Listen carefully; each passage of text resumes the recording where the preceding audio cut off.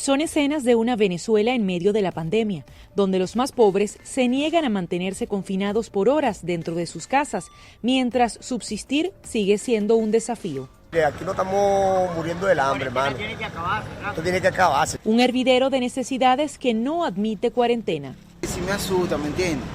Pero ¿qué vamos a hacer si no trabajamos, vivimos en la calle?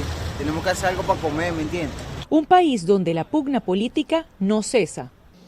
¿Crees que no te va a llegar? A ti te va a llegar la justicia. Ellos van a tratar de aniquilarnos, ellos van a tratar de hacerse ver fuertes, cuando todos sabemos que de lo único que tienen control es de el desastre el cual crearon. El gobierno, por favor, cerrar el establecimiento comercial.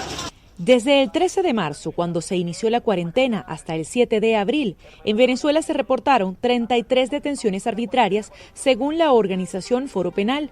En ese mismo periodo, la ONG Espacio Público documentó 120 violaciones a la libertad de prensa, entre las que destacan la intimidación y la censura.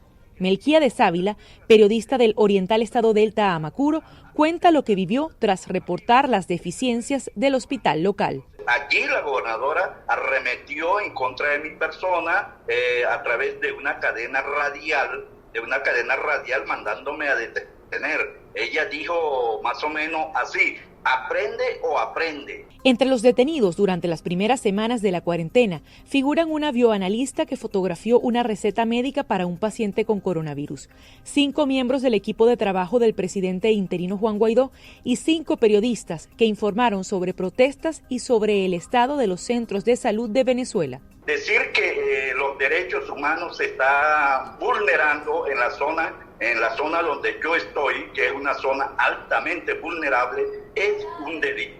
La pandemia llegó a una Venezuela en su 6º año de recesión, con la inflación más alta del mundo, con 1/3 de su población en condiciones de inseguridad alimentaria, según la ONU, y con la industria petrolera, su principal fuente de ingresos, en declive, como lo muestran los números de la OPEP. Nosotros ya teníamos una emergencia humanitaria antes de llegar la pandemia. Nosotros nos está tocando enfrentar una emergencia dentro de la emergencia, es decir, casi 2 virus. El Observatorio Venezolano de Conflictividad Social contabilizó durante marzo, cuando comenzó la cuarentena, 133 protestas de venezolanos que clamaban por la solución de sus problemas.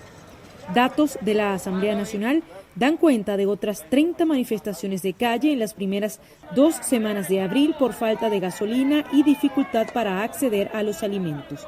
Según el Parlamento, los disturbios han ido en ascenso.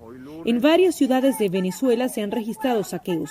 En Upata, una población en el sureño estado Bolívar, un hombre de 29 años murió tras recibir 2 disparos mientras se registraban actos vandálicos en supermercados. La comunidad indígena de La Guajira, en el occidente de Venezuela, protagonizó una de estas protestas por la falta de electricidad, que fue reprimida por la Guardia Nacional. Y ellos respondieron con esto.